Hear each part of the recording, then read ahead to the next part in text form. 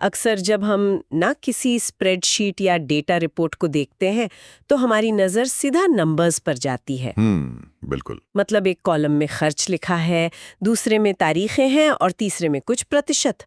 सब कुछ एकदम साफ और सुलझावा लगता है। हाँ, एक गणित के सीधे से सवाल की तरह, है ना? राइट।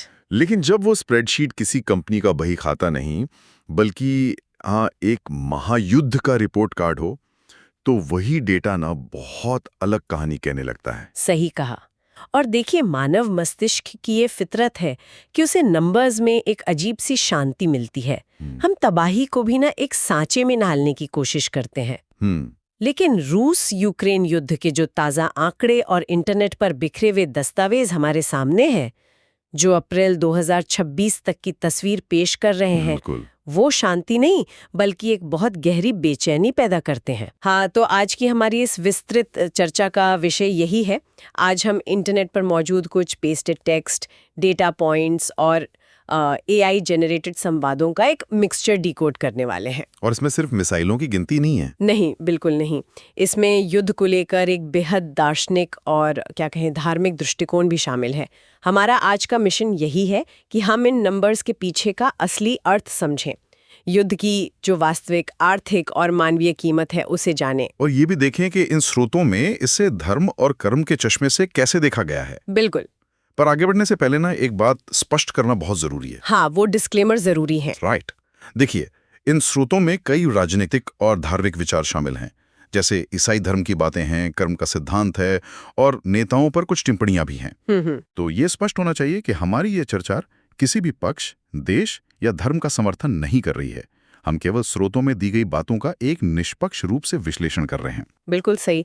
तो ठीक है, चलिए इसे समझते हैं और बिना किसी देरी के ना सीधे जमीन पर जो भौतिक प्रभाव हो रहा है उससे शुरुआत करते हैं। क्योंकि किसी भी दार्शनिक चर्चा से पहले अर्थशास्त्र समझना जरूरी है। एकदम। और इन रिपोर्ट्स में एक आंकड़ा ऐसा है जो मतलब सच में सन्न कर दे।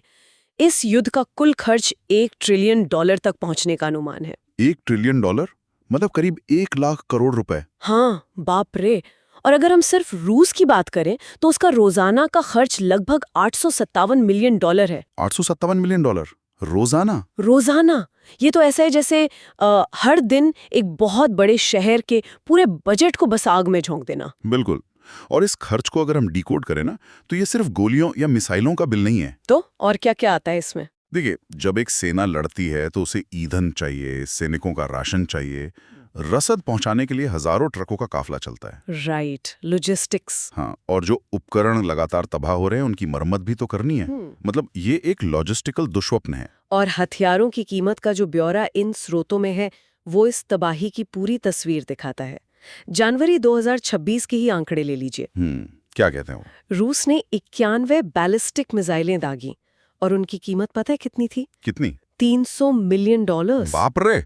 और वहीं दूसरी तरफ करीब 4,333 शाहिद ड्रोन का इस्तेमाल किया गया। हाँ, जो करीब $250 मिलियन के थे। बिल्कुल। और पश्चिमी सहायता का भी तो एक पूरा पहाड़ खड़ा है। अमेरिका से $183 बिलियन और यूरोपीय संघ से $145 बिलियन। देखिए, यहाँ जो सबसे दिलचस्प चीज है ना, वो एक आर्थिक विषमता है। वो कैसे? 91 मिसाइलें 300 मिलियन की हैं, जबकि 4,000 से ज्यादा ड्रोन्स सिर्फ 250 मिलियन के हैं। अच्छा, मतलब ड्रोन काफी सस्ते हैं। हाँ, तो युद्ध अब महंगे भारी हथियारों से शिफ्ट होकर सस्ते और भारी मात्रा में इस्तेमाल होने वाले ड्रोन्स की तरफ चला गया है। एक सस्ता सा ड्रोन ना किसी अरबों डॉलर के पावर प्लांट को खाक कर सकता है। सही बात है। लेकिन जब हम पैसों से हटकर हताहतों की संख्या पर आते हैं तो तस्वीर थोड़ी धुंधली हो जाती है। वो तो हमेशा युद्ध में होता है। हाँ, मतलब यूक्रेनी जनरल स्टाफ और कुछ ओसिंट यानी ओपन सोर्स इंटेलिजेंस रिपोर्टों के अनुसार अप्रैल 2026 तक करीब 1.25 से 1.3 मिलियन रूसी सैनिक हताहत हुए। और वहीं यूक्रेनी सैनिकों के मारे जाने का आंकड़ा 45 से 70 हजार के बीच बताया गया है और करीब 3,80,000 घायल बताए गए हैं। राइट। मुझे यहाँ ना थोड़ा संदेह है, मतलब क्या हम इस 1.3 मिलियन रूसी हताहतों के आंकड़े को आंख मूंद कर सच मान सकते हैं? ये बहुत एक तरफा सा लगता है। आपका संदेह बिल्कुल जायज है। सीधे तौर पे कहें तो नहीं, इसे बिना सवाल किए सच नहीं माना जा सकता। वही ना। युद्ध में कहते हैं ना कि सबसे पहली बलि सच की ही चढ़ती है। तो जब हम इन आंकड़ों को देखते हैं, हमें ये पूछना होता है कि जानकारी दे कौन रहा है। और यहाँ जानकारी यूक्रेनी स्रोतों से आ रही है। बिल्कुल। तो स्रोतों में बताया गया है कि ये सत्यापित बनाम अनुमानित का खेल है। ये ना सूचना युद्ध या इंफॉर्मेशन वॉरफेयर का एक बहुत क्लासिक उदाहरण है। मतलब युद्धकालीन प्रचार, प्रोपेगेंडा। एकदम सही। हर पक्ष अपने दुश्मन के नुकसान को बढ़ा चढ़ा कर दिखाता है और अपने नुकसान को कम करके, ताकि उनके सैनिकों और नागरिकों का मनोबल ना टूटे।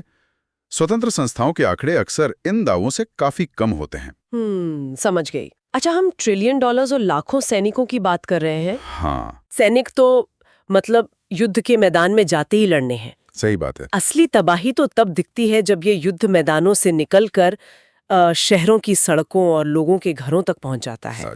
और यहीं से ये डेटा सिर्फ नंबर्स नहीं रहता, ये एक इंसानी त्रासदी बन जाता है। बिल्कुल।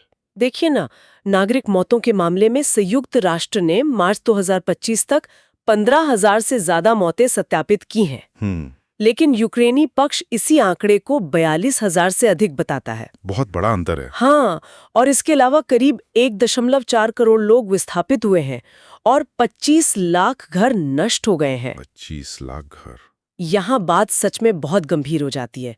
जब हम कहते हैं कि 25 लाख घर नष्ट हुए, तो ये कोई छोटी बात नहीं है। ये किसी बड़े महानगर को पूरी तरह नक्शे से मिटा देने जैसा है।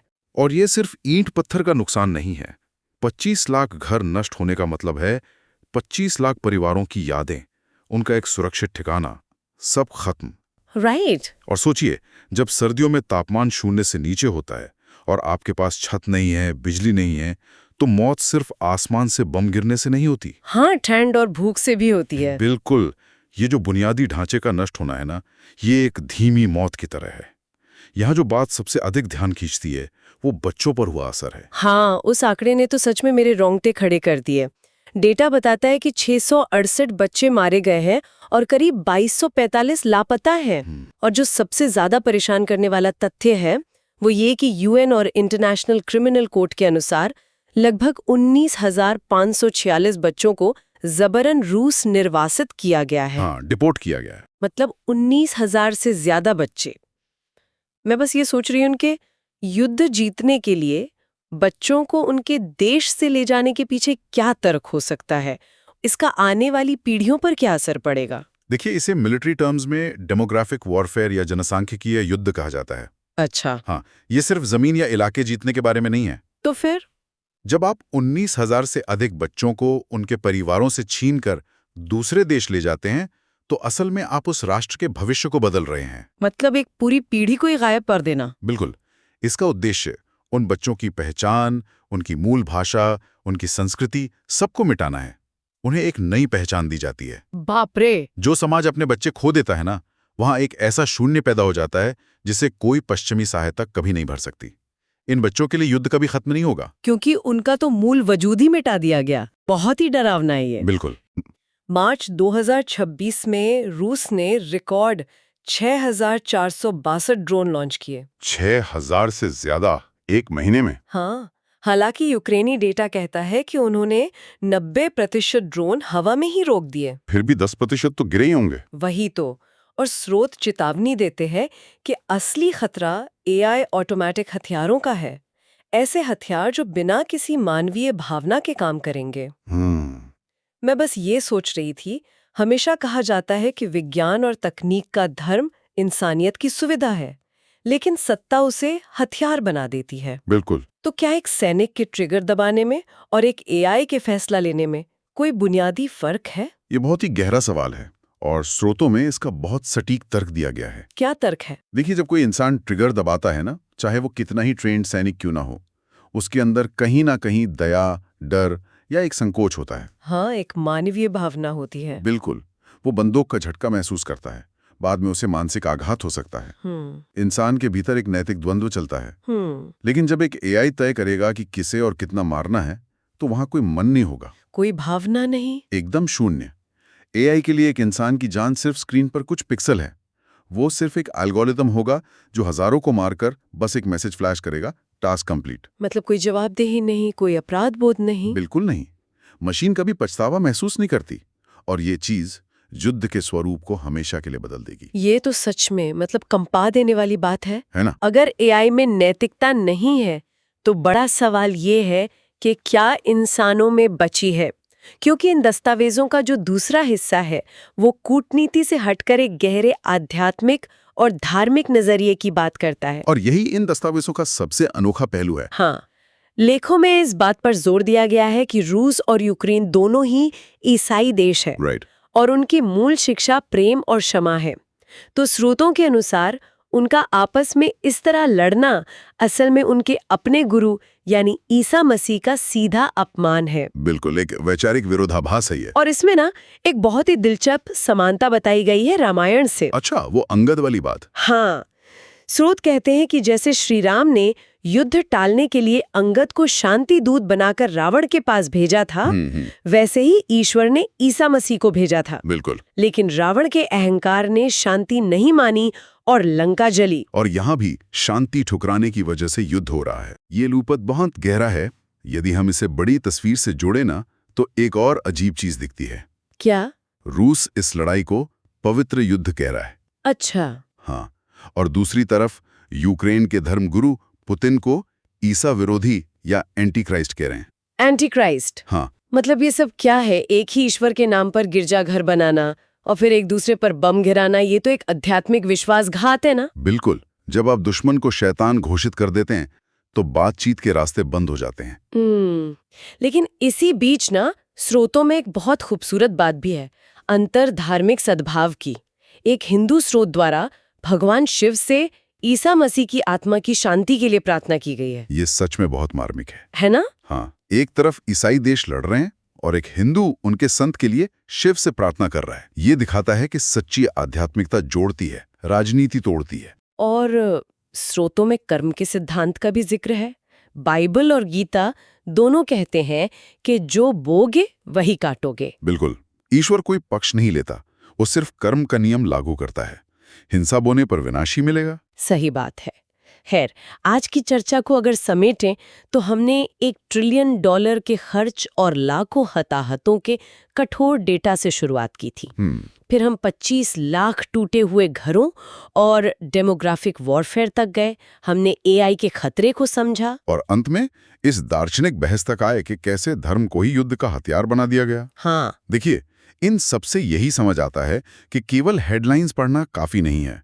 असली समझ तब आती है जब हम डेटा के पीछे छिपे इंसानी और वैचारिक पहलुओं को देखते हैं। बिल्कुल सही कहा आपने।